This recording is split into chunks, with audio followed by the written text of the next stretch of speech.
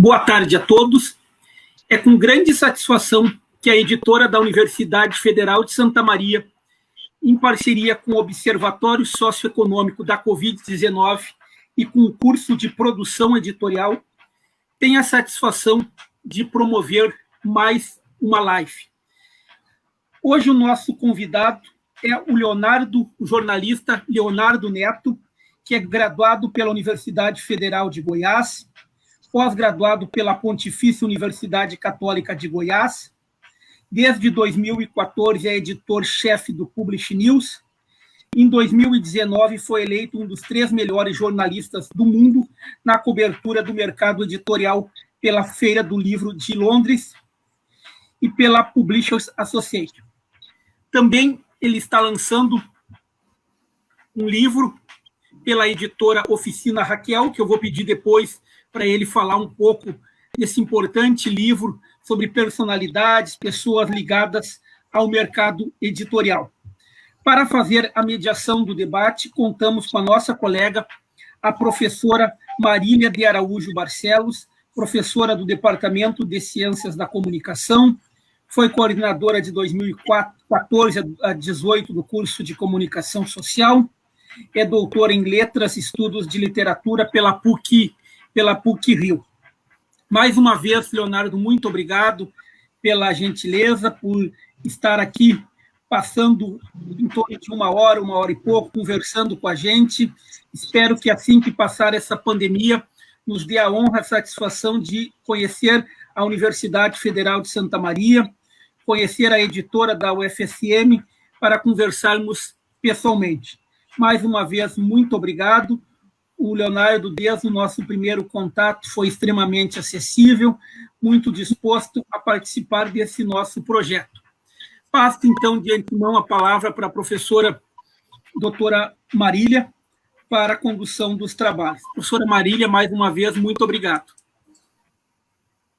Boa tarde a todas e todos. Agradecemos imensamente a oportunidade de poder representar o curso de Comunicação Social e Produção Editorial da Universidade Federal de Santa Maria, nesse evento que carrega aqui uma parte dos admiradores do livro e também, né, de pessoas que gostam de livro, em especial o Leonardo Neto, que é o nosso convidado hoje, que tem uma obra chamada Sem Nomes da Edição no Brasil, recentemente lançada, e, para além disso, trabalha no Publish News, para que todos os pesquisadores da área possam, então, ter um subsídio e uma fonte de pesquisa nesse assunto, né? É um prazer estar aqui contigo, Léo Neto, posso te chamar assim, certamente, não?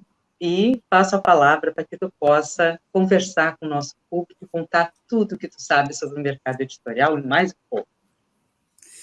Professora, super obrigado, Daniel, pelo convite. Eu me sinto muito honrado, assim, é muito engraçado, né, porque eu, de fato, o Daniel acertou, foi muito certeiro em dizer que eu espero que em breve eu possa conhecer a universidade. De fato, eu nunca estive presencialmente, mas é uma universidade que está tanto no meu coração que é como se a gente fôssemos íntimos.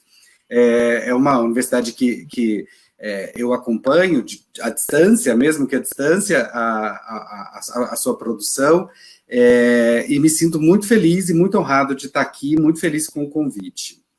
Eu preparei para vocês uma apresentação, que é uma apresentação breve, depois a gente vai bater um papo, e nessa apresentação, que eu vou compartilhar aqui com vocês agora, eu reuni algumas notícias, são 28 notícias, que juntas formam um panorama do mercado editorial brasileiro, e aí a gente vai passar por essa apresentação de uma forma sucinta e rápida, e depois a gente abre, então, para perguntas. Vamos lá. Deixa eu só pegar aqui, para eu não me perder. Vocês estão vendo aí direitinho a tela, né? Porque eu parei de ver vocês. Estão vendo, né, professor? Tá, maravilha. Tranquilo. Maravilha. Essa minha apresentação, eu vou passar por algumas pesquisas, e eu sei que eu assisti a algumas lives desse projeto, da editora e da universidade, e eu sei que já passaram um pouco por aqui pessoas que esmiuçaram esses dados em detalhes. Mas eu vou dar uma pincelada porque são informações e são notícias importantes para que a gente possa entender o mercado editorial brasileiro, né? Eu começo aí com a pesquisa Produção e Vendas do Setor Editorial Brasileiro, que ela é realizada pela Câmara Brasileira do Livro e pelo Sindicato Nacional dos Editores de Livros. Eles encomendam isso à Nielsen, que é um instituto de pesquisa internacional que tem sede aqui no Brasil. E em 2019, essa pesquisa ela olha para as editoras, ela pergunta para as editoras o que é que as editoras estão produzindo, quanto as editoras estão produzindo, o que as editoras estão vendendo, quanto elas estão vendendo e por onde elas estão vendendo. É uma pesquisa anual, ela é realizada todos os anos, e o resultado costuma sair ali mais ou menos entre maio e junho. Então, em maio e junho deste ano, a gente teve os resultados referentes a 2019. O que se viu em 2019 é que foram produzidas 395 milhões de cópias de livros e foram vendidos 434 milhões de exemplares. E isso gerou um faturamento de 5,7 bilhões de reais.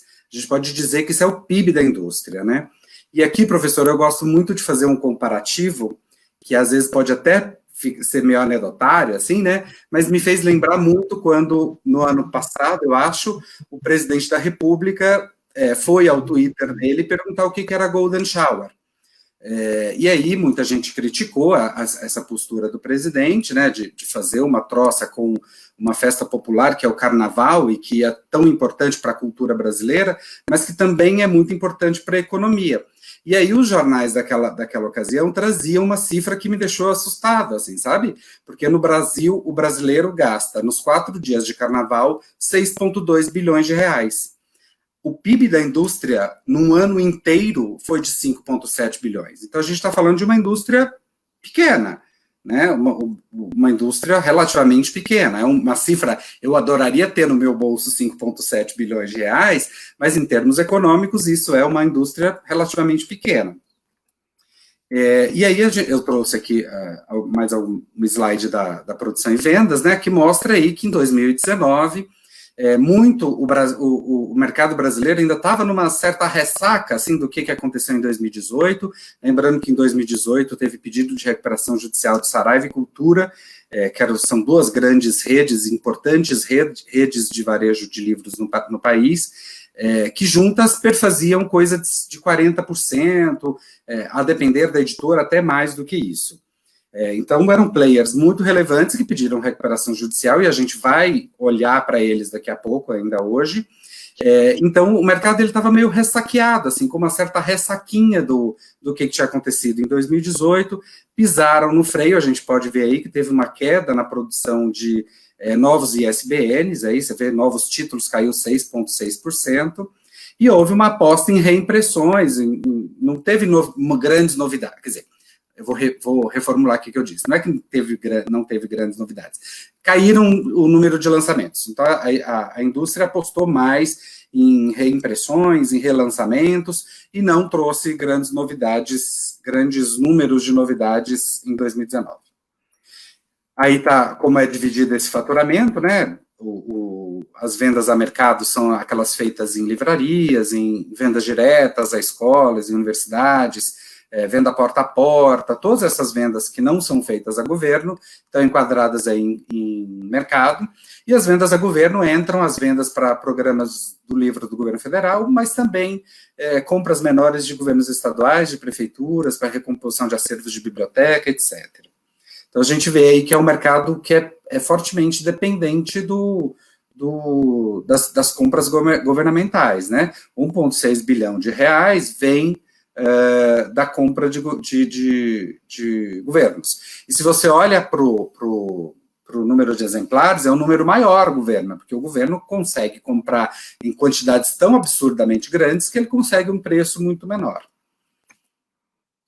Eu trouxe esse slide aqui importante, porque ele mostra que em 2019 a gente teve um crescimento importante nas vendas a mercado no subsetor de obras gerais.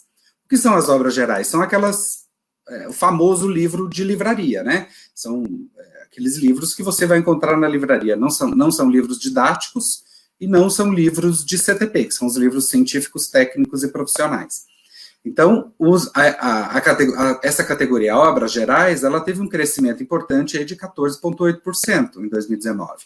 Isso é uma excelente notícia, é uma excelente notícia que aconteceu em 2018 e que me deixa um tanto emocionado, inclusive, né?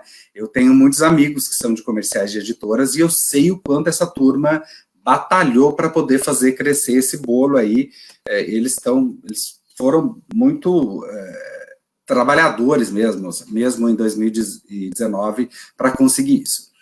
Este próximo slide aqui traz como é que as editoras venderam esses livros, né? E eu chamo a atenção aqui para duas coisas.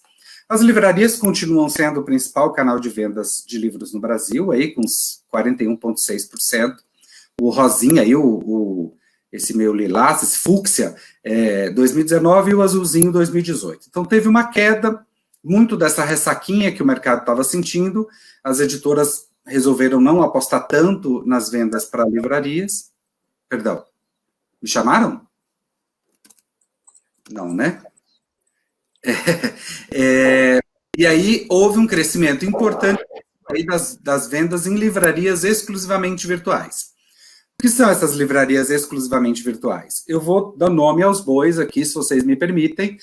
A Amazon e Submarino são as duas principais livrarias exclusivamente virtuais que a gente tem no Brasil hoje e que eles cresceram muito em importância, aí saltaram de 3,4% do faturamento para 12,7%. É um salto importante e lembrando que a gente está falando de 2019. É possível, é quase garantido, vamos dizer assim. Dar nome aos bois aqui, se vocês me permitem. A Amazon e Submarino são as... Está rolando um eco aí, eu não sei o que está acontecendo, mas eu sigo, né? Vou seguindo. Lembrando que quando essa pesquisa for divulgada em 2021, né, relativos aos dados de 2020, a gente pode assegurar que vai ter um aumento ainda mais importante, dado o cenário de pandemia que a gente está vivendo. E uma outra coisa que eu chamo a atenção aqui é de como as editoras passaram a vender diretamente os seus livros, seja via o seu próprio site ou via marketplaces, que é uma espécie de shopping virtual, que a editora ela pode abrir uma lojinha dentro desse shopping virtual e começar a vender ali suas obras. Esse segmento, este canal, saltou de 0,7% para 5,2%. Um crescimento muito importante. Essa pesquisa é realizada com esta mesma metodologia desde 2006, de modo que é possível se fazer uma série histórica, né? O que essa série histórica aponta é que nesses 14 anos, de 2006 até 2019, a indústria editorial encolheu 20%. Isso é um número bastante preocupante, e quem tiver a chance de esmiuçar essa pesquisa, eu recomendo muito. O importante a gente dizer aqui que o segmento de obras gerais perdeu 34% nesses 14 anos, e o segmento de CTP, que é, como eu disse, né, os livros científicos, técnicos e profissionais, ele vive a situação mais dramática, com queda de 41%. E esse declínio do mercado começa a ficar mais acentuado a partir da crise de 2015. Se a gente pega aí os dados de CTP, referência a 2014 a 2015, a queda é de 50%. Então, você imagina perder 50% do seu faturamento, isso é uma coisa realmente preocupante, né, para esse subsetor aí.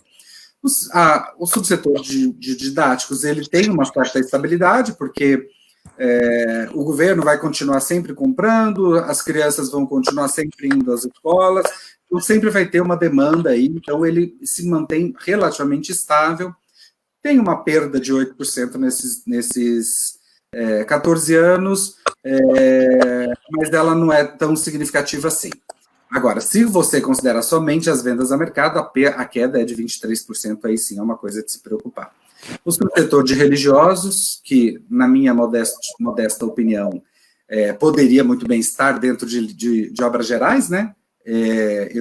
Eu entendo até o porquê que a pesquisa Produção e Vendas faz essa separação, mas às vezes eu não concordo muito com ela. Ele se manteve relativamente estável, com crescimento discreto de 2%, nesses 16 anos, né? nesses 14 anos. E aí existe uma outra pesquisa que também é realizada pela Nielsen, e eu vou falar especificamente da Nielsen, mas existe uma outra feita pela GfK, que é a mesma metodologia. Diferentemente da primeira pesquisa, que é a produção e vendas, esta outra, se chama Painel do Varejo de Livros, ela olha para as livrarias. Então, a primeira está olhando para as editoras, essa está olhando para as livrarias. Ela tem instalado, grosso modo dizer isso, mas ela tem instalado no caixa das livrarias um programinha, e todas as vezes que passa ali no código de barras a venda de um produto que tenha ISBN, que é um código que só livros têm, né? Ele captura essa venda e guarda num banco de dados. É assim que funciona tanto a Nielsen como o GfK. E aí, então, ela consegue gerar relatórios mensais, que é esse painel, né, que é uma pesquisa que é feita mensalmente, e aí ela mostra quanto foi vendido e quanto se gerou de faturamento nesses estabelecimentos monitorados. É uma amostra importante, a Nielsen fala que ela consegue medir 70%, eu acredito que ela consiga mesmo, de livrarias, né? Então, aí não estão vendas diretas, não estão vendas porta a porta, não está nada disso aí, tá as vendas que livrarias, supermercados e lojas de autoatendimento, que é tipo Americanas, fizeram naquele período. Então, o último relatório é relativo ao mês... esse aqui eu trouxe os números de 2019, né? Antes de falar do último relatório, vamos ver como se portou o varejo de livros em 2019. De acordo com a Nielsen, então, em 2019 foram vendidos 41,5 milhões de exemplares, isso é uma queda de 6,35% em relação ao ano anterior, e o faturamento foi de 1,8 bilhões, 1,75 bilhões, uma variação negativa de 6,21% na comparação anual, né? Então, assim, isso foi como se comportou o varejo de livros em 2019. E agora sim, o que eu estava dizendo, né, o painel relativo ao mês de outubro, que foi o último que eles publicaram, o painel registrou a venda de 3,5 milhões de exemplares, isso significa um aumento importante aí de 25,87% em relação ao ano passado, né, e faturamento de 136,85 milhões, um aumento de 22,38%. É importante a gente dizer aqui que essas vendas, muitas ou quase todas, não passaram necessariamente pelas livrarias de argamassa e tijolo, elas foram feitas em livrarias virtuais, e-commerces, não necessariamente as livrarias exclusivamente virtuais, né, que eu citei lá atrás, mas muitas dessas compras foram feitas nestes ambientes. Então, por isso é que eu posso dizer para vocês que, quando saírem os resultados da pesquisa Produção e Vendas em 2021, relativa a 2020, é muito provável que vá ter um aumento muito significativo naquele canal livrarias exclusivamente virtuais. Apesar dessa performance, desse desempenho muito bom em outubro, no acumulado do ano, né, ou seja, de janeiro até outubro, a Nielsen vê aí uma queda de 2,06% no volume, né, em número de exemplares, e de 3,1% no faturamento. Olha, eu sinceramente, diante de um ano com tanta dificuldade, esse número ter sido tão... esse acumulado do ano, né, está com uma perda de 2,06% e 3,1% em faturamento e 2% em volume, é uma perda pequena, né? E aqui eu trouxe esse gráfico, para mim ele é bastante impressionante, porque a gente vê ali aquela queda no período 4 ali, que é referente ao mês de abril, que é uma queda de quando as livrarias fecharam, ela teve uma queda de 47,61%. Isso é dramático, né? Você pensar que de um mês para o outro, você perder essa quantidade absurda de vendas.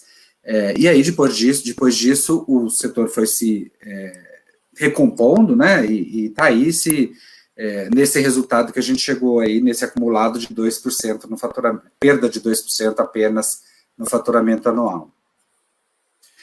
Outra pesquisa que é também realizada pela Nielsen a pedido do SNEL e da CBL, e foi realizada pela primeira vez esse ano, é uma pesquisa super importante e que vai ser realizada todo ano, né? Vai ser uma pesquisa anual. que mostra como é que as editoras produziram e venderam seus conteúdos digitais, entendendo por conteúdos digitais tanto e-books quanto audiolivros.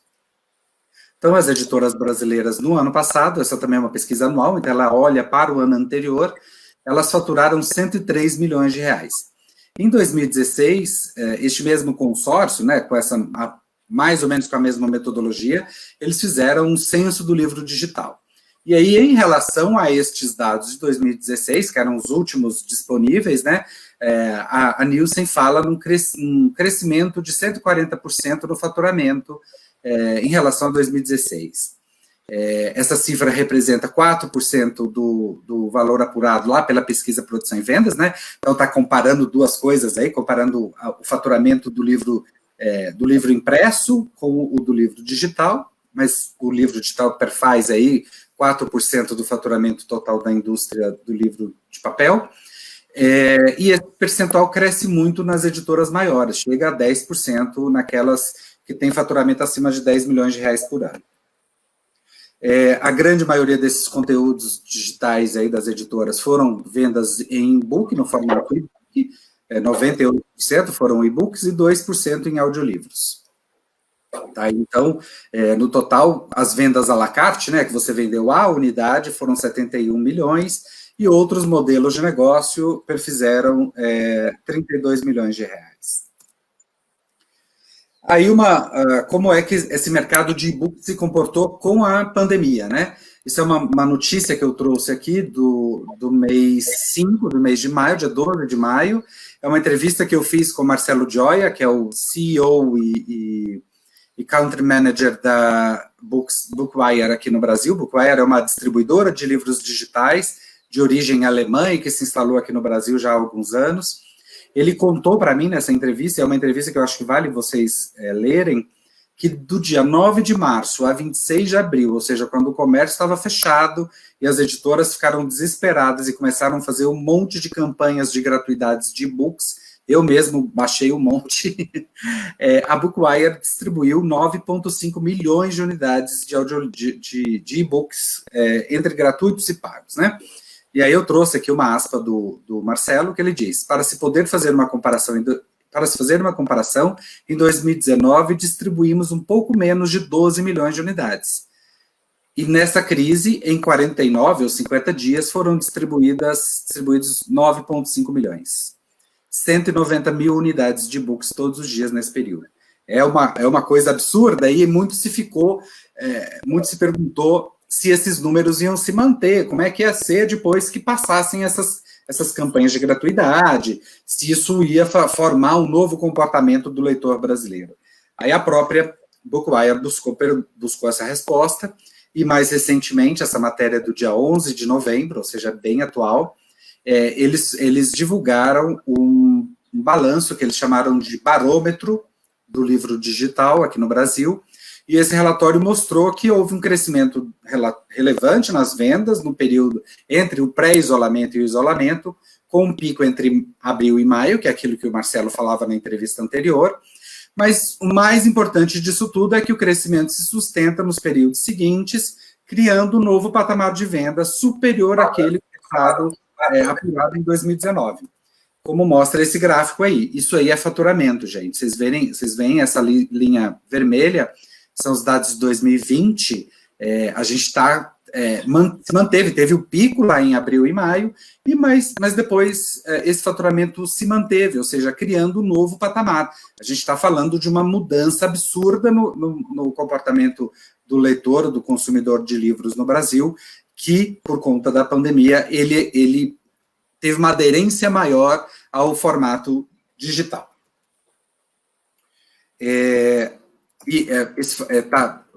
Aqui nesse título, o livro digital e o audiolivro, mas essa informação é só de livros digitais, tá, gente? Aí não foram computadas as vendas de audiolivro, é só e-book. Me chamou a atenção que eu acho que é um errinho meu, desculpa, peço desculpa a vocês.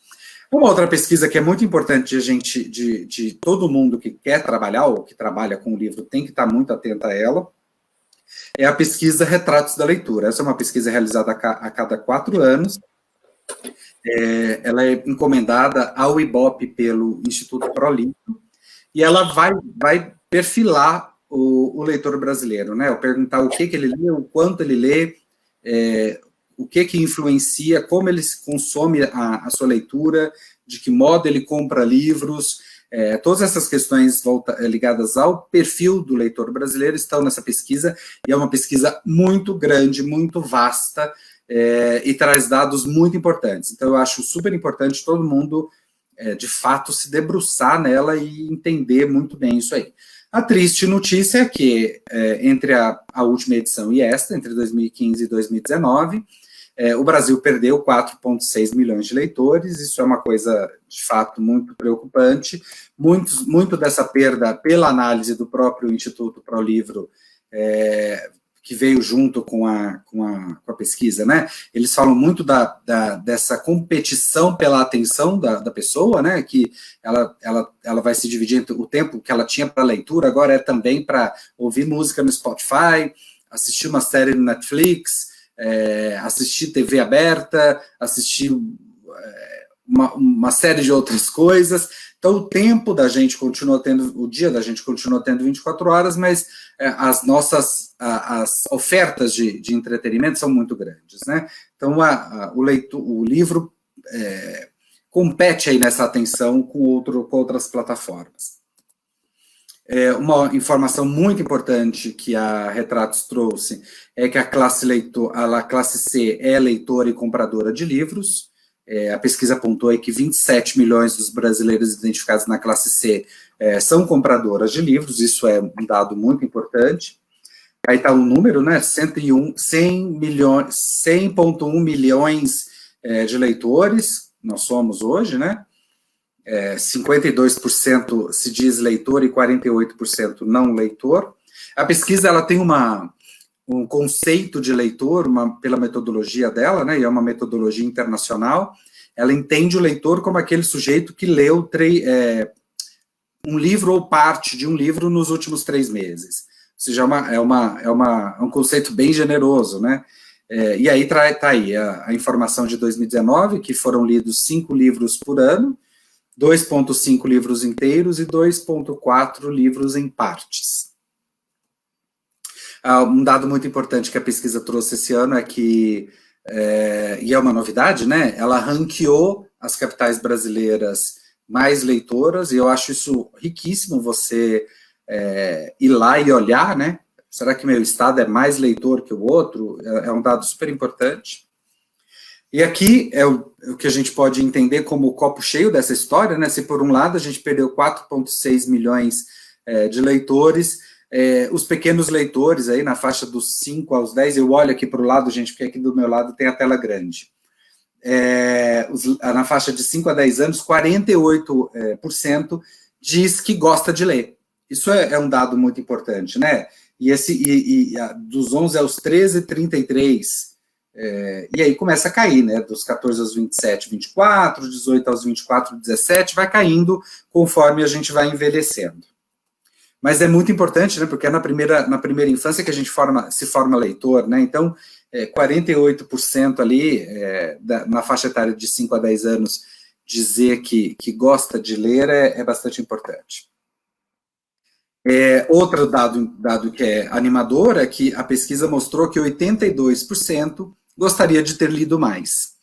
E aí, respondendo aquela coisa, né, por que perdemos tantos leitores, aí o 47% disse que não leu mais por falta de tempo, ou seja, o tempo está mais escasso mesmo. E agora eu vou começar a falar um pouquinho sobre, e vão ser pinceladas mesmo, para a gente ter tempo de conversar, sobre a crise de Cultura e Saraiva, né? Eram as duas principais varejistas de livros no Brasil. As duas pediram recuperação judicial em 2018, a Cultura alegando aí uma dívida de 285 milhões, sendo 180 milhões com fornecedores. Mais recentemente, dando um salto no tempo, né, para não ficar narrando demais essa novelinha, no último dia 14 de setembro, parte dos credores de classe 4, estão nessa classe 4, as microempresas e empresas de pequeno porte, elas reprovaram o plano de recuperação judicial. Pela lei, e eu fui estudar muito essa lei, é uma lei que eu tenho lido bastante sobre ela, ela diz o seguinte: quando os credores dizem não a um plano de recuperação judicial, o juiz pode automaticamente decretar a falência da empresa. E por que a Cultura ainda não teve a sua falência decretada?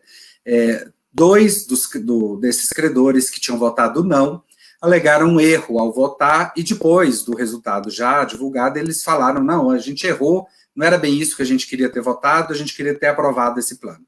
E aí, o juiz, isso está na mão do juiz, o juiz, na verdade, eu vou até chamar aqui a próxima matéria, o juiz determinou que a Cultura comprovasse que estava pagando o seu plano de cumprindo o seu plano de recuperação judicial em 5 dias.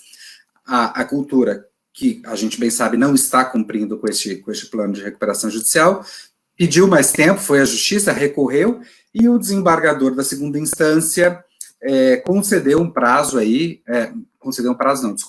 ele falou que o colegiado vai julgar o caso, se procede ou se não procede, e isso está lá na mão dele desde setembro. Não andou até hoje de manhã, pelo menos não tinha andado. Espero não ter andado ainda, porque eu estou aqui com vocês, não teria que estar escrevendo esta nota. Então é isso, né? Então, na segunda instância, a Cultura ganhou mais tempo e evitou a sua falência imediata. Paralelo a isso, a Globo Livros foi à justiça pedir a falência também por dívidas extraconcursais, né? Que são fora da recuperação judicial. Essas dívidas têm um valor de R$544 mil. Também está lá parado, essa notícia é do dia 19 de outubro, desde então isso não andou. Já a Saraiva, ela também pediu recuperação judicial no final de 2018, na verdade no dia 23 de novembro, com uma dívida de R$674,6 milhões. Agora, só para vocês terem uma ideia, né, se a gente soma a dívida da Saraiva com a dívida da Cultura, vai dar mais ou menos o faturamento anual do varejo lá pela pesquisa Nielsen, dá um pouquinho menos, mas é um número bem próximo. Então é uma dívida muito grande para uma economia tão pequena, né? A Saraiva, ela teve muita dificuldade em aprovar o plano de recuperação dela na primeira rodada, e aí veio a pandemia, tanto uma quanto a outra, Cultura e Saraiva, né? Eles refizeram o seu plano. A Saraiva já está ela já está na 7ª versão do plano de recuperação judicial. Nessa 7ª versão, que vai ser aprovada ou não pelos credores no próximo dia 14, ela propõe dividir as suas lojas em 3 unidades produtivas isoladas. A unidade 1 são as lojas, a unidade 2 é o site, e a unidade 3 é uma composição do site com algumas lojas físicas. E aí ela pede um determinado valor e promete usar esse dinheiro para gerar caixa e para poder pagar parte desses créditos concursais, né, os créditos da recuperação judicial. E a Magalu, a Amazon e Mercado Livre, que eram 3 potenciais compradores, já disseram que não vão comprar. Então, e aí nisso a Saraiva tem sucessivamente adiado a decisão a Assembleia, para que os credores decidam se vão topar ou não. Aí a próxima Assembleia está para o dia 14 de dezembro. Eu estou correndo aqui porque eu sei que já ultrapassei meu tempo. Ao lado cheio do copo de novo, né, que estão brotando livrarias por aí, muitas delas ocupando o espaço deixado pela Saraiva, nos mesmos lugares, inclusive, em shoppings, mas aqui em São Paulo, a Mandarina abriu um espaço pequenininho, a Leitura abriu loja em Recife, essa foi a loja de número 77 da rede, a Página, que é um grupo aí do sul, do Paraná, está chegando a São Paulo, é a primeira loja deles aqui em São Paulo. A Livraria da Vila prepara mais 3 lojas, desculpa. A Taverna aí de Porto Alegre também está com sede nova. A Travessa está abrindo Niterói e ampliando a loja deles aqui em São Paulo. Então, são dados alvissareiros, né? Esse espaço não vai deixar de ser ocupado, isso é importante. E, por fim, essa é a última notícia que eu vou trazer, é a história a isenção de PIS/COFINS do livro que está ameaçada. Em julho desse ano, o ministro Paulo Guedes foi ao Congresso entregar a proposta de reforma tributária. E aí, o que é que ele está propondo? É a criação de uma contribuição sobre bens e serviços, que foi logo apelidada de CBS, que prevê uma alíquota de 12% em cima de qualquer transação, seja ela uma venda de um produto ou um serviço prestado. Especialistas, e o livro, ele é uma garantia constitucional à imunidade do livro, né? O livro, ele é imune de qualquer imposto, isso está lá na Constituição, né? Nem o governo federal, nem governos estaduais, nem governos municipais podem taxar o livro com imposto. O que está se propondo, então, não é exatamente um imposto, e sim uma contribuição. A diferença de um para o outro, eu fui estudar também, é que a contribuição ela tem que ter uma destinação específica, né? A CPMF, lá nos anos 90, eu acho, a destinação dela era para financiar a saúde. Então, essa é a diferença de um imposto de uma contribuição. Então, o livro, de fato, ele não, a contribuição pode ser incidida sobre o preço do livro, né? Especialistas creem que isso poderá afetar o preço do livro em 20% para o consumidor final, lembrando lá atrás que 27 milhões dos brasileiros da classe C se declararam compradoras de livros. Isso vai afetar diretamente esta faixa da população. Um abaixo-assinado colheu aí mais de 1 milhão de assinaturas, e pelas informações que eu tenho, é que isso continua indefinida, mas com chances pequenas de ir para frente, assim, sabe? Os nossos parlamentares se convenceram de que o livro deve ficar fora da CBS, se é que a CBS vai adiante, né? Isso é uma boa notícia também, mas também é uma especulação, né? Não tem nada muito certo em relação a isso. E para finalizar, professor e Daniel, eu só quero fazer um jabazinho aqui, né? Porque na próxima semana, de 7 a 11, o Publish News realiza, dentro da programação da Bienal aqui de São Paulo, a Bienal que vai ser virtual, ou seja, todo mundo, independente de onde esteja no mundo, vai poder acessar.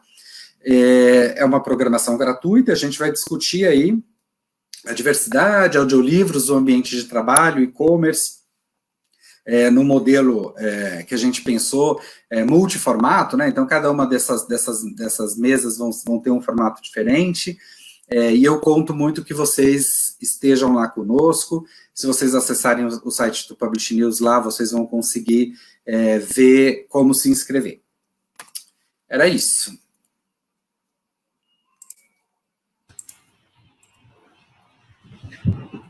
Muito obrigado, Leonardo, pela aula, pela palestra que tu nos deu, com bastante informações. Fiz várias anotações, tenho para reflexões, várias questões que quero conversar contigo. Passar de imediato a palavra para a professora Marília, coordenar as questões, mas antes queria aproveitar e fazer uma pergunta. Essa questão, aqui no Brasil, te digo por uma experiência nossa como editor, a editora da UFSM está chegando esse ano com 100 livros publicados em formato eletrônico. Qual é a nossa estratégia de gestão? Os e-books na editora da UFSM foram publicados a partir de 2014. Então, nós temos somos relativamente jovens neste mercado, entramos há 6 anos. Como é que foi a nossa estratégia? Como uma editora universitária, sabe, tem algumas peculiaridades, nós dependemos de recursos da União, nós não visamos o lucro, mas tem que ser autossustentável. Nós direcionamos os livros que têm um conteúdo de pesquisa didática interessante, mas não tem uma abordagem mercadológica para o formato de e-book. Os livros que têm potencial de venda, no sentido de cobrir os custos que a editora gasta para ser reinvestido e ser utilizado na própria editora, nós colocamos ele em formato impresso. Mas os que têm só apenas não têm um potencial mercadológico, direcionamos apenas no formato eletrônico.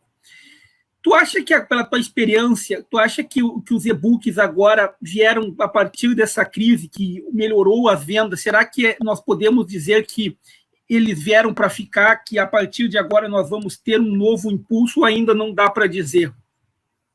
Então, Daniel, é muito importante essa sua pergunta, né? Porque aquele barômetro que a Bookwire fez, e eles contrataram um consultor austríaco, Rüdiger Wischenbach, para poder realizar esse estudo, né? Ele diz que a gente alcançou um novo patamar, né? Esse patamar, ele não chega a ser a 25% como é nos Estados Unidos, mas também não é mais 3% como era no Brasil aqui, né? Então, acho que a gente subiu de patamar. Acho sim que a coisa veio para ficar. De verdade, eu acho que o brasileiro experimentou, talvez muita gente não usasse esse formato por nunca ter experimentado, eu acho que a pandemia facilitou muito isso, né? Eu mesmo comprei livros digitais, é muito engraçado, eu vou contar para vocês, eu recebo muitos dos lançamentos das editoras, né? E, inclusive aqui na pandemia, estamos cada um dos colaboradores do Publish News trabalhando de casa, então os livros estão vindo diretamente para minha casa. Então eu recebo muitos livros. E esses dias eu recebi o livro do Obama, que está aqui, inclusive, livraço, e é um livro que você começa a ler e você não consegue parar, assim, é muito doido isso, porque é escrito de um jeito que é difícil de você largar. Só que é um livraço, ele é pesado, e eu sou cheio de tendinites. Então, eu tenho o livro impresso aqui, mas eu já comprei o meu digital, porque eu estou lendo num dispositivo de livro digital que é muito mais leve. Então, assim, eu acredito que esse é um movimento que veio para ficar. A Bookwire, que é a maior distribuidora de livros, está aí dizendo de um novo patamar. É claro que eles têm interesse que a gente acredite nisso, mas eu acho que sim, que a gente vai se acostumar a isso. E é uma questão de costume, né? Não é nada além do que costume. E vocês não são tão jovens assim, imagina só, desde 2014, o livro digital acho que existe desde 2010, né? Vocês o livro digital estava engatinhando e vocês já embarcaram nessa história. Então, de parabéns, inclusive. Obrigado, Léo.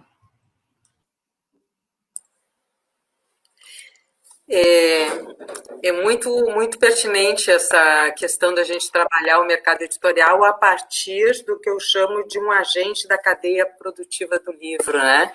Então, o jornalista, tanto quanto os professores, eles estão ali como difusores de conteúdos também. Então, eu vejo que o nosso papel dentro dessa cadeia de valor, ela é muito importante, né? E aí eu estou usando aqui alguns conceitos que a gente encontra nas ciências sociais, em particular a partir da noção de campo, de Pierre Bourdieu, e também da noção de cadeia, e John Thompson tem falado bastante a respeito disso e postulado alguns conceitos sobre a pluralidade de campos e a questão toda da diversidade que nós temos aí de publicações e de modelos de negócios também. Né?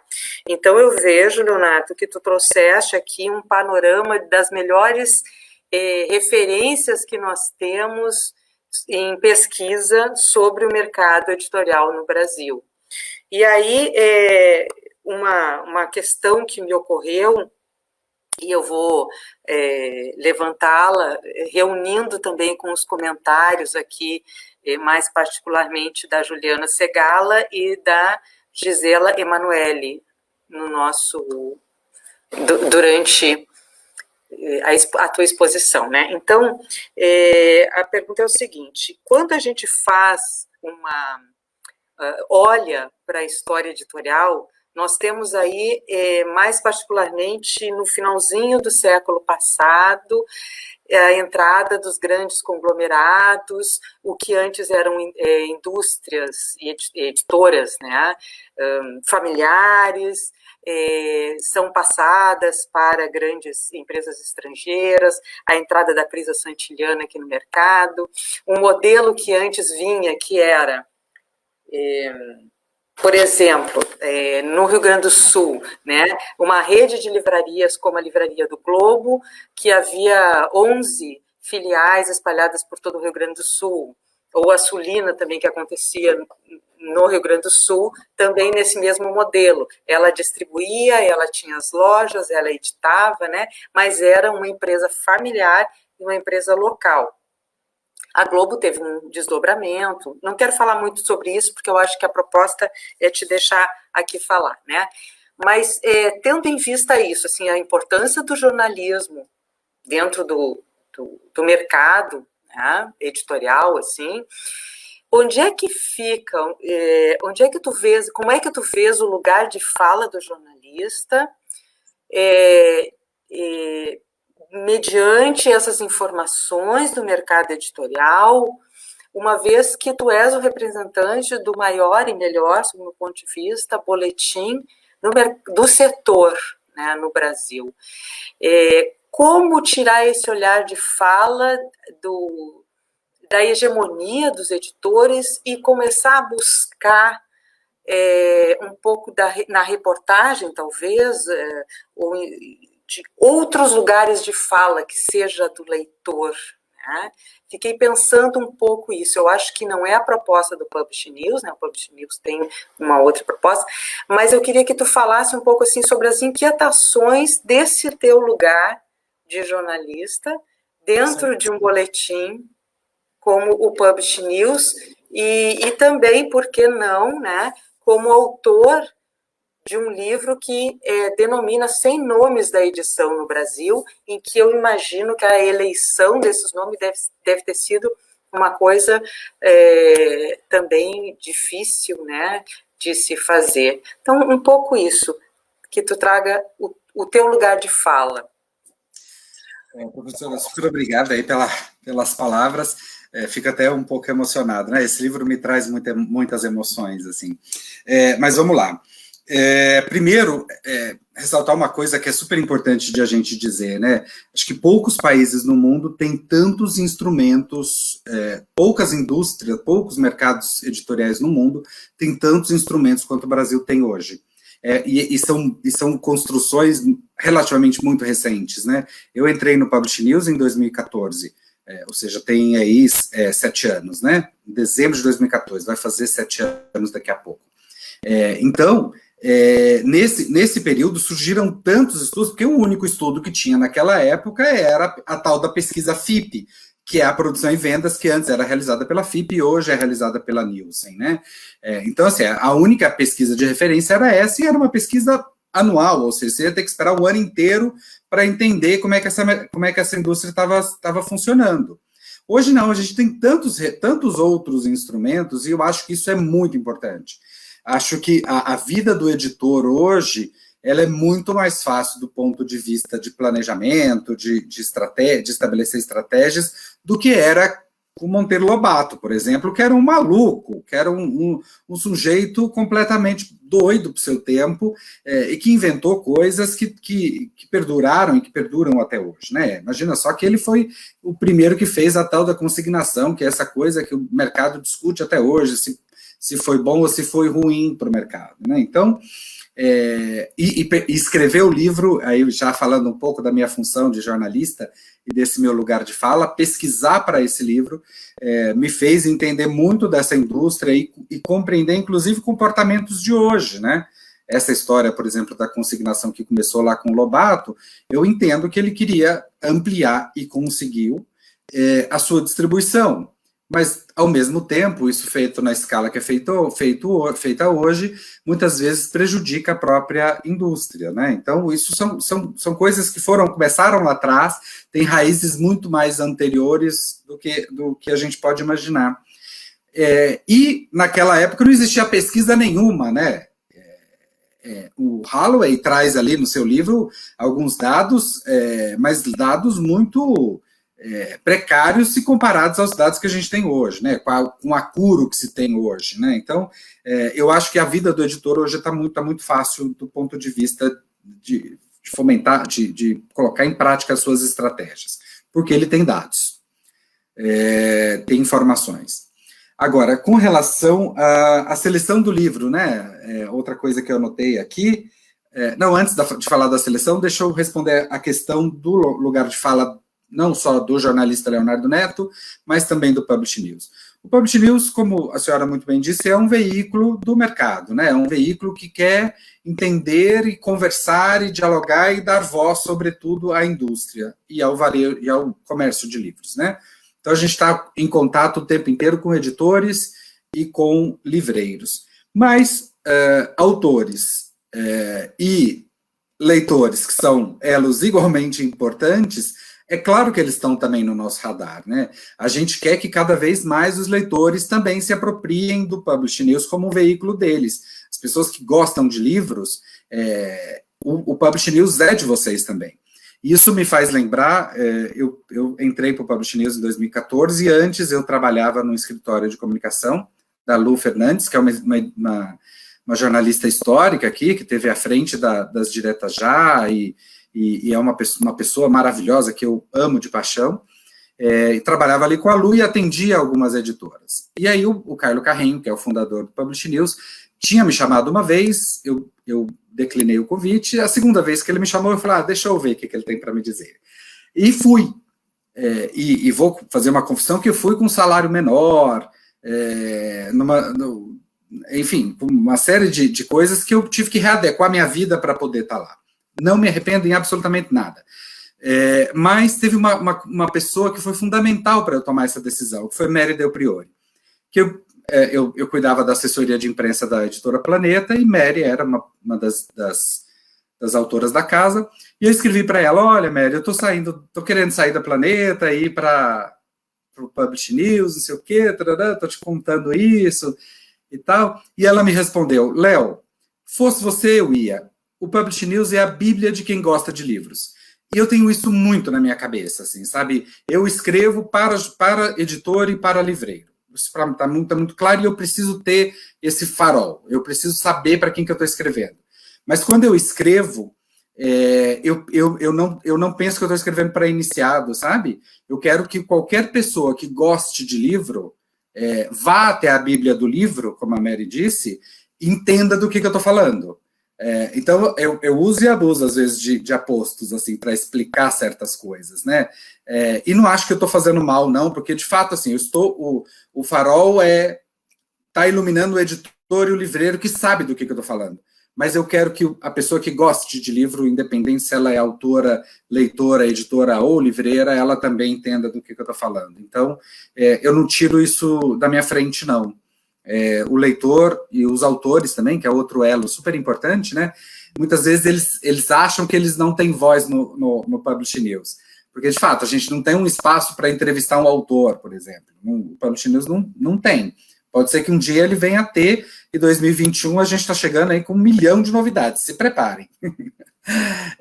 Mas hoje realmente não tem um espaço para o autor, por exemplo.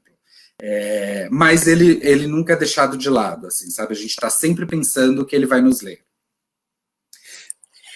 E, ótimo. Para completar o que você tinha me perguntado ainda, que eu anotei aqui sobre a seleção dos livros, né? Dos livros não, desculpa, dos 100 nomes da edição, né?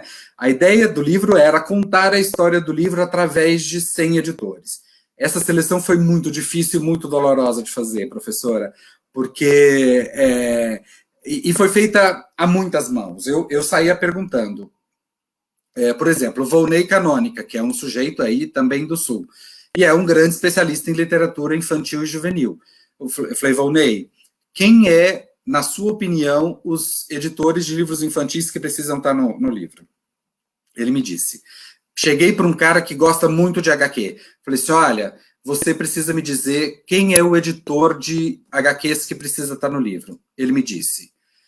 Então, a minha preocupação foi não deixar nenhum segmento do mercado editorial de fora, ou seja, tem ali não só editores de obras gerais, mas tem livros infantis, autoajuda, de negócios, de literatura, de gastronomia, de todas as áreas, de CTP, de livros de direito, para dar um pouco de pluralidade para a coisa, né? Isso foi uma coisa que me norteou e norteou também a Raquel, que é a minha editora, que me ajudou muito na composição dessa lista. E aí, abrindo o meu coração sobre a forma como este livro foi escrito, foi uma coisa meio traumática, assim, porque o livro ele foi viabilizado por financiamento coletivo, né? A senhora comprou o livro pelo Catarse. Então, eu tinha um compromisso de entregar esse livro e tinha um prazo, e isso para mim foi desesperador, assim, sabe? Chegava uma hora que eu travava e que eu não conseguia, e aí eu lia os perfis e falava, tá tudo igual, não pode ser assim, e reescrevi muitas vezes. E aí, quando chegou num determinado momento, tinha muitos editores que eu achava que tinha que estar no livro, e eles acabaram ficando de fora. Porque aí eu meio que fui substituindo ele por outros igualmente importantes, não perdeu relevância, mas que talvez se fosse 200 nomes da edição, ainda ia ter muita gente de fora, é isso que eu estou querendo dizer. Tive que limar muita gente, infelizmente. Eu imagino, né? É uma chance aí para um volume 2, Léo. Pois é. Agora a gente quer fazer dos livreiros. Ah, interessante. Eu estou vendo aqui a participação do nosso público, né? A Thalita traz o linkzinho para quem quiser se inscrever no Interlivro aqui de 2020, colocou, é só clicar ali. Eu já estou inscrita, já indiquei também. E a Gisela Emanuele e a Juliana Segala, elas trazem a questão da relação do grande varejista, né, como a Amazon, Submarino e Americanas, versus os pequenos e médios lojistas, né, livreiros aqui. Então, elas comentam, né, a questão da competição, como competir com a Amazon hoje, e também a questão da compra, da aquisição nos pequenos, né, prestigiar os pequenos, procurar os menores para poder comprar. E muita editora também está comprando direto, né, agora na pandemia.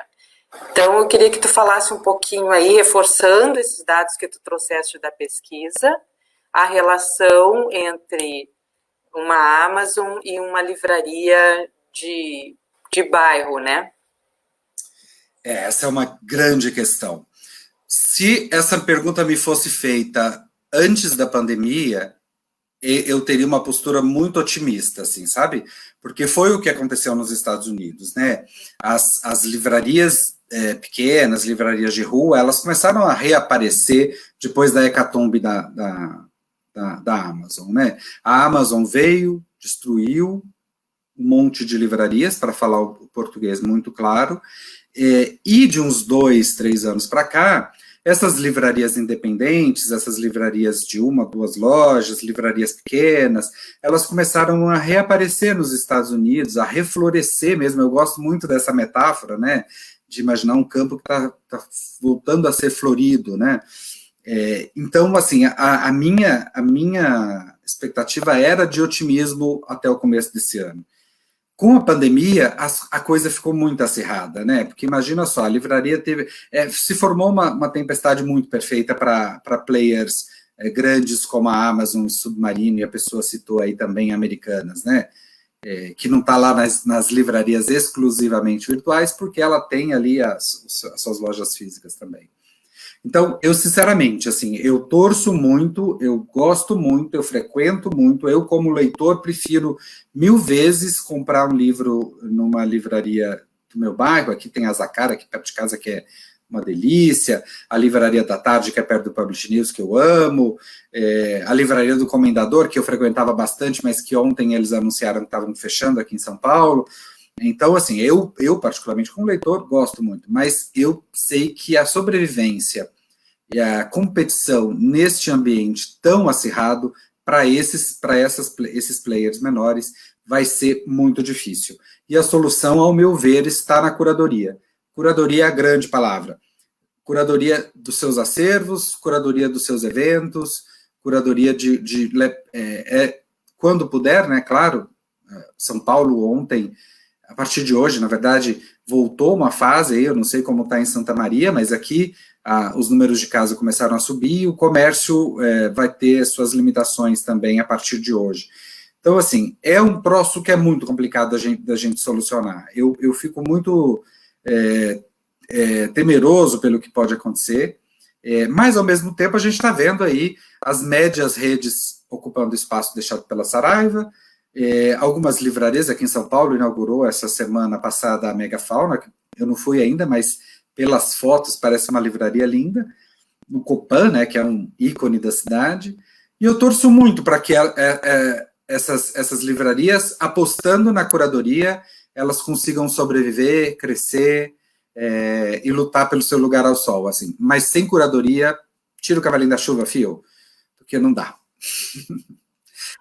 Léo, só reforçando, a curadoria seria a seleção, então, dos originais, é isso? Para um catálogo. Pensando nas livrarias, né? Eu estou entendendo a pergunta como as livrarias vão sobreviver à Amazon. Sim, eu estou falando da curadoria do seu acervo. O que é que ela vai estar vendendo? Por exemplo, uma livraria. Eu quero um livro. Eu tenho uma criança que eu vou no aniversário e eu quero dar um livro para ela. Aqui em São Paulo existem 2 livrarias que eu saiba especializadas em livros infantis. Eu sei que lá eu vou encontrar o livro que eu preciso, que muitas vezes eu não sei o que eu quero, mas eu sei o que eu preciso. Eu sei que eu vou encontrar livreiros especialistas naquele setor, que vai me indicar o melhor livro. Eu vou falar que a criança é assim, assim, assado, e ele vai me indicar um livro que seja muito adequado para essa criança. Então, curadoria neste sentido. Do acervo, né? E também uma curadoria de eventos, gente. Você tem que levar o sujeito para dentro da livraria, quando puder isso acontecer, né?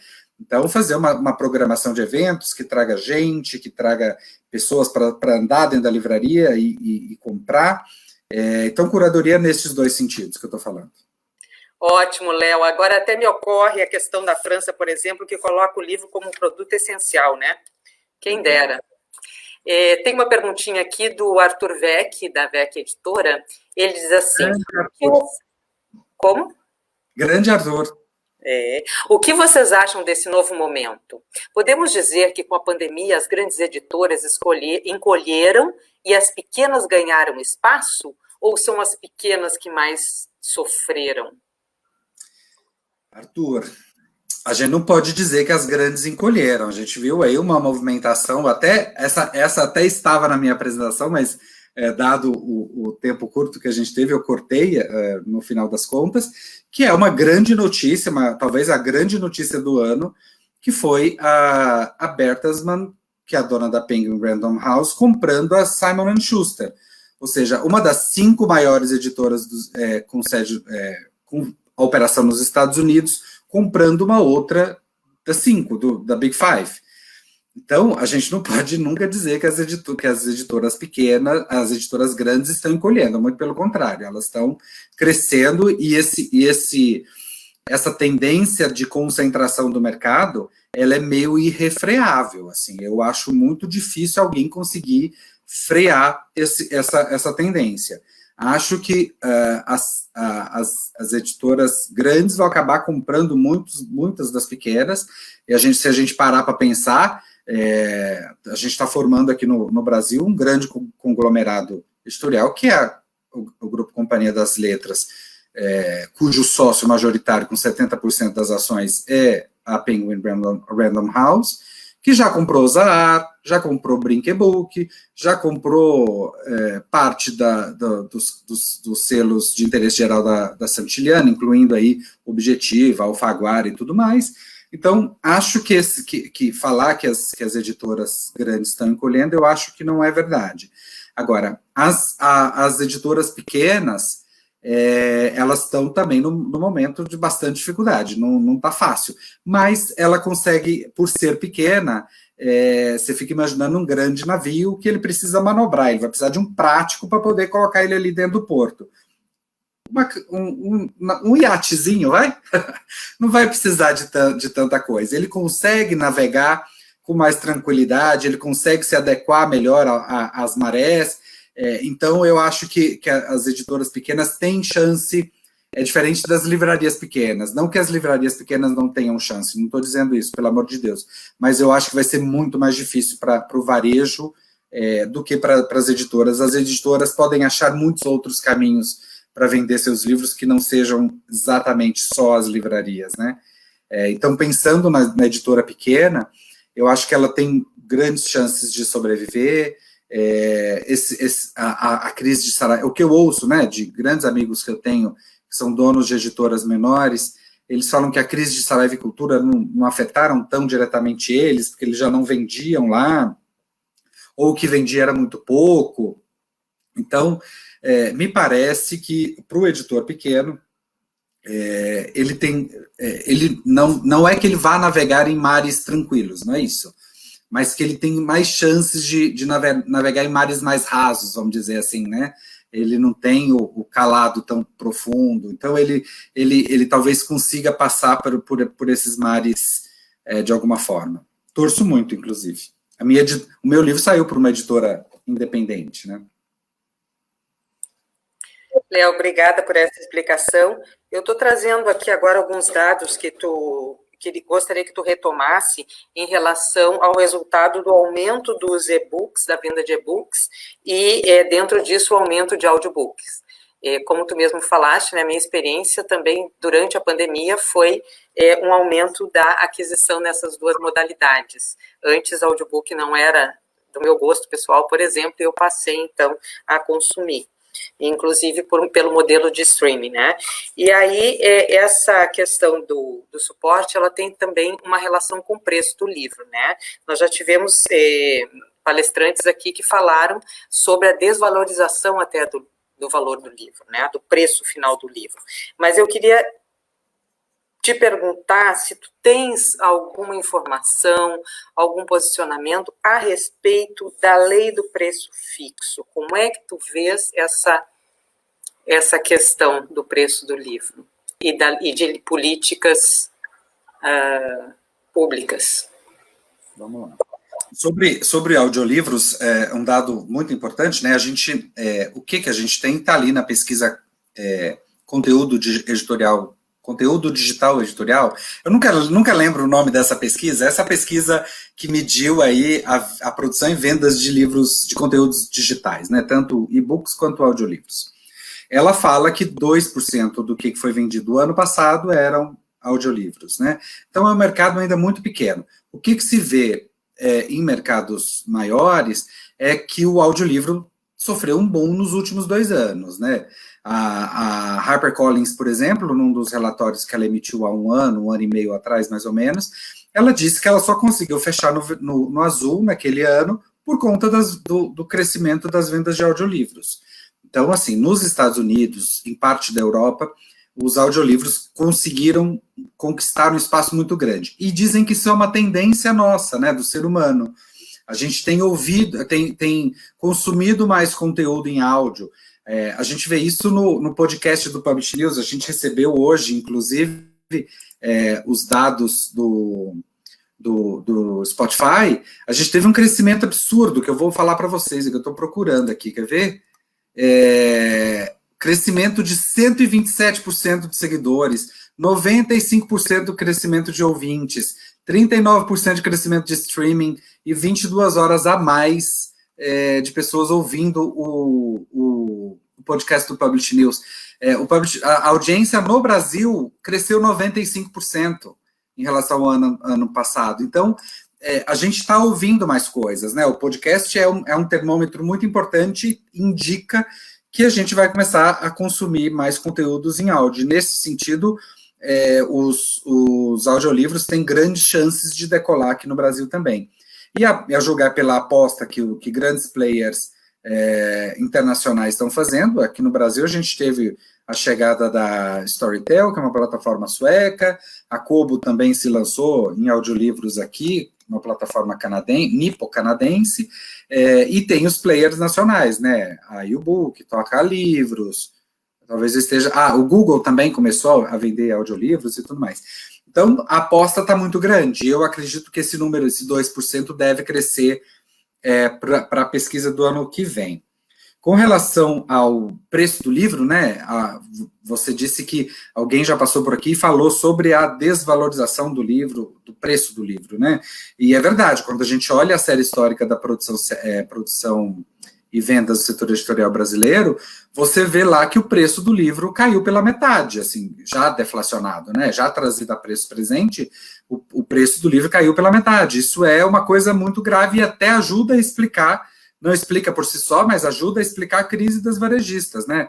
Se você imaginar que você vendia um produto em 2016 que custava R$100 e que hoje você vende este mesmo produto a 50, sendo que a sua folha de pagamento sofreu um reajuste da inflação, que no período foi de mais de 100%. O aluguel da sua loja também sofreu reajuste segundo a inflação. E o produto que você vende caiu pela metade, você está em dificuldade, você vai ter que vender o dobro. Só que a gente nunca conseguiu vender o dobro, né? Então, é um problema muito sério para o varejo isso, inclusive. E com relação à lei do preço fixo, é uma coisa que está estacionada, que andou muito, de uma forma muito ligeira no final do governo Temer, e aí, com a mudança do governo, acho que não tem a menor chance disso passar. Se passar no Congresso, porque está lá no Congresso, está estacionado no Congresso, não aconteceu nenhuma movimentação nos últimos tempos, e se acontecer, eu acredito muito que bateu lá na mesa do presidente da República, ele vete a lei do preço fixo. Eu acho até que talvez fosse até estratégico deixar essa coisa descansando ali esses 4 anos, porque sem chances, eu acho, né? Na minha leitura, sem chances. Mas talvez fosse uma solução importante para o varejo. Só explicando a lei do preço fixo, né? Ela estabelece que no período de 12 meses, a contar do lançamento, os varejistas não podem oferecer descontos maiores do que 10% aos seus consumidores finais. Para o consumidor, isso a princípio pode parecer uma coisa ruim, né? Porque você encontra livros aí com 80% de desconto, igual como teve agora na Black Friday. Mas o que a indústria e o varejo dizem é que o argumento é que as editoras colocam preço acima já contando que vai ter esse desconto, né? E se tem uma lei que regulamente isso, ela não precisaria colocar essa gordura e talvez o livro ficasse mais barato. Então, mas é uma forma de preservar essa regulamentação, é uma forma de preservar esses pequenos negócios, a verdade é essa. Léo, queria aproveitar e fazer mais uma pergunta. Seguinte, em 1994, teve um debate, o único debate que foi realizado dos candidatos à presidência, e teve uma frase que ficou célebre. O ex-governador Leonel Brizola fez uma pergunta para o presidente Fernando Henrique, para o príncipe dos sociólogos, sobre a educação. E o Fernando, sobre o CIEPS, e a resposta do Fernando Henrique era caro, e a resposta do Brizola foi o seguinte: cara é a ignorância entremeadas nas elites e classes dominantes nesse país. Pois bem, a pergunta que eu te faço é o seguinte: tu não vê uma incoerência, um governo que se diz liberal, que defende o Estado mínimo, como é o governo Bolsonaro, embora tenha N críticas a esse governo, é a ideologia dele. Bom, ele quer taxar o livro, ou seja, um governo liberal quer mais imposto.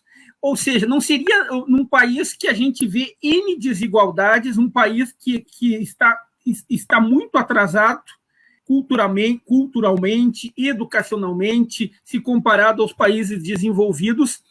Ou seja, no Brasil o número de leitores é muito baixo, e o governo deveria de ter programas específicos, até como saiu em São Paulo, na gestão do Haddad, da própria Marta, visando fomentar a leitura, a inclusão. O governo acha que o mais estratégico é taxar imposto. Nós não estamos, mais uma vez, reinventando a roda, ou seja, mais uma vez, indo na direção contrária ao que as nações desenvolvidas estão fazendo, ou seja, não é mais um dos tantos desserviços ao nosso país, à nossa sociedade? Sim. Eu super concordo com você, Daniel, e eu acho que é papel, sim, do governo fomentar o livro, porque livro é um instrumento contra a ignorância, né? É uma forma de você aprender, talvez a forma mais eficiente de você aprender alguma coisa seja através dos livros, e aí independente do formato, né, gente? Acho que essa discussão de livro digital versus livros físicos, isso não existe mais, a gente já entendeu que eles coexistem e convivem. Mas sim, eu acho que é papel do Estado fomentar isso, de certa forma garantir o acesso, E eu não consigo concordar com quase nada. Para falar que eu não concordo em nada com esse governo, eu tive uma feliz experiência quando eu precisei emitir o meu certificado internacional de vacinação contra a febre amarela, que eles conseguiram finalmente resolver isso sem que eu tivesse que ir até a Anvisa. Foi a única coisa que esse governo fez que prestasse até o presente momento, e eu espero que esse mesmo sistema funcione o dia que eu conseguir finalmente me vacinar contra a Covid, eu consegui emitir esse certificado pela mesma plataforma, porque ela funciona. Tirando isso, eu não consigo elogiar em nada esse governo, nada. Acho que eles não estão fazendo nada de certo.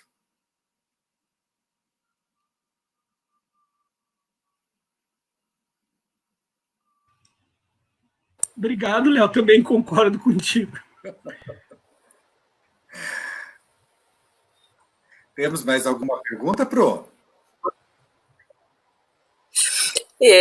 Nós estamos nos encaminhando aqui já para o final, né? O encerramento do nosso encontro aqui contigo, Léo. Dos nossos ouvintes aqui, as participações já foram todas contempladas, a menos que eu tenha me enganado aqui, vou dar uma olhadinha. E tu vê quanta coisa a gente tem que falar sobre o mercado, né?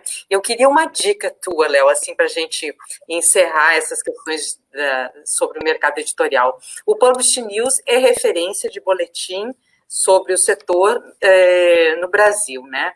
E tu terias outras referências que os pesquisadores pudessem buscar também de boletins assim em outros países? Sim, o Publish News, inclusive, ele faz parte de uma rede de veículos na cobertura do mercado editorial, né? Essa rede se chama PubMagNet. Net de rede, Mag de Magazine e Pub de Publishing.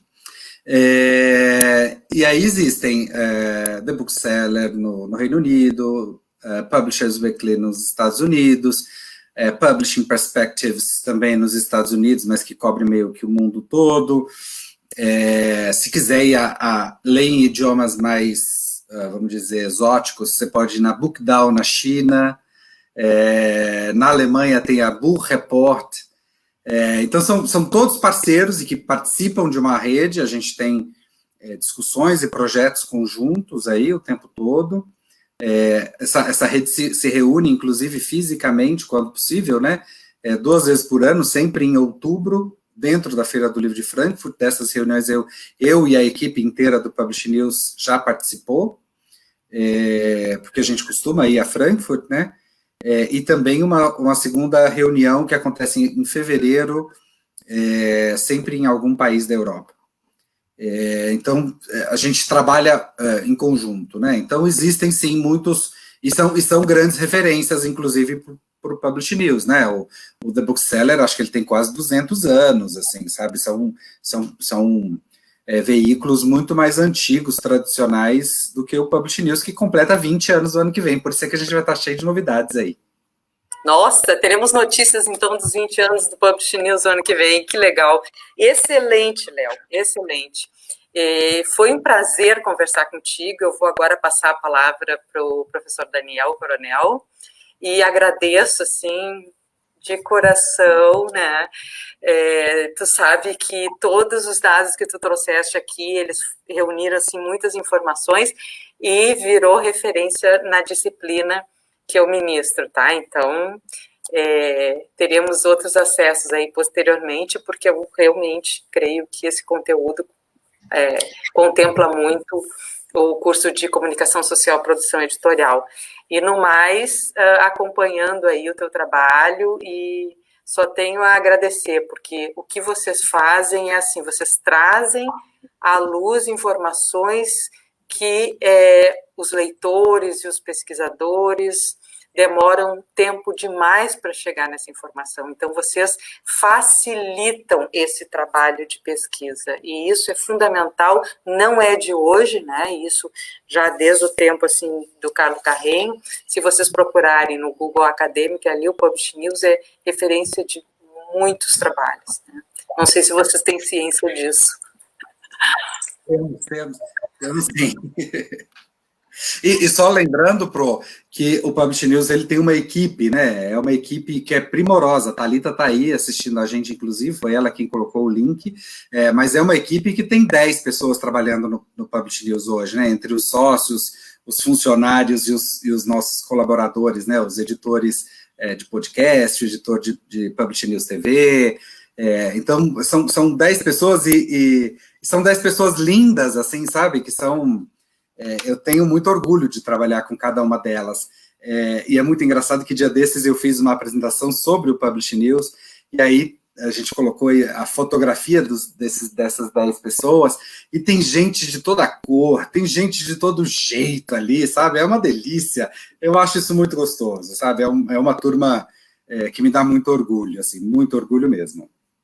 Que lindo, a bibliodiversidade também no trabalho, né? Bom, eu queria mais uma vez agradecer ao Léo pela oportunidade, pela aula que nos deu, pelas informações que nos trouxe, por ser acessível, que nos ajudou bastante a entender, a tirar várias dúvidas de questões pertinentes ao mercado editorial. Agradecer mais uma vez a professora Marília, que desde o começo do ano encampou com a gente essa ideia desse projeto de extensão, editoração em debate, que hoje chega a última live de 2020, agora em fevereiro, março de 2021, queremos retomar essa live. Também quero agradecer muito especialmente a Denise, a Daiane, e de forma muito particular ao Gustavo, que está nos dando todo o suporte técnico para fazer essas lives. Muito obrigado pela dedicação. E, Léo, eu gostaria de, em nome de toda a equipe da editora, a UFSM, na próxima semana, está fazendo 60 anos, contribuindo uma universidade pública, gratuita, de qualidade, socialmente referenciada, que continua mesmo no momento difícil, com ataques à democracia, às universidades, resistindo bravamente. Então, eu gostaria de te encaminhar um livro sobre a história da UFSM, com uma forma de agradecimento em nome de toda a equipe. Depois vou pedir que tu me mande pelo Zap teu endereço, que nós vamos fazer chegar a ti esse livro. Mais uma vez, muito obrigado. Passo a palavra para tuas considerações finais. Bom, eu só tenho a agradecer, assim, eu me sinto muito em casa, apesar de nunca ter pisado no campus da Federal de Santa Maria, eu me sinto em casa. Fiquei muito feliz, mas muito feliz mesmo com o convite, muito honrado. Espero estar junto com vocês outras tantas vezes, sempre que quiserem me chamem, estarei pronto. Agradecer muito a você, Daniel, a você, Marília, ao Gustavo também, que foi um querido aí nos bastidores, e dizer que o Publish News é de todos vocês. O Publish News é de todo mundo que gosta do livro. É a Bíblia de quem gosta do livro. É isso que a gente, que a equipe, que eu e a equipe tentamos fazer todos os dias. Fazer esse espaço, um espaço para quem gosta do livro. Então, sejam todos muito bem-vindos, entrem, sintam-se em casa, abram uma cerveja e venha comemorar com a gente esses 20 anos o ano que vem, e eu espero todos no Interlivro, a partir de segunda-feira, de 7 a 11, sempre às 15 horas, a programação está naquele link que a Thali colocou aí para vocês. Sejam muito bem-vindos e espero que vocês gostem do que a gente está preparando. E outra coisa, no dia 15 de dezembro, ou seja, na semana seguinte, isso eu estou dando isso aqui em primeiríssima mão para vocês, nem o Publish News noticiou isso ainda, a gente vai fazer um EdTech Meeting, que são um encontro de startups de educação, reunindo aí para discutir qual vai ser o futuro do livro didático. Em resumo, é isso que a gente vai discutir. Então, a gente vai ter um pessoal da Santillana, o pessoal da Positivo, me ajuda, Maju? A programação está sendo fechada, na verdade, mas a gente quer alguém da FTD também, da Árvore de Livros, para discutir como é que vai ser o futuro dos livros educacionais, né? O que é que se pode esperar desse futuro, que a gente teve uma mudança tão absurda esse ano, né? A gente vai... Como é que as editoras estão se adequando para esses novos tempos. Vai ser uma discussão muito interessante no dia 15 de dezembro. Ótimo, muito bom. Agradecemos a todos os participantes aqui, ainda ficaram algumas perguntas. A participação aqui da professora Cláudia Bonfá, nossa colega ali da produção editorial, o abraço da professora Sandra Depeche também, e fechamos, então, esse momento tão gostoso, assim, deixando um pouquinho de vontade também de saber mais, né? Então é isso, Daniel. Isso, obrigado. Agradecemos a todos. Até o ano que vem. Até o ano que vem. Feliz Natal, então, e Ano Novo. Feliz Natal, à distância. Com o Papai Noel à distância. Tchau, obrigado, pessoal. Tchau, pessoal. Até logo. Até logo.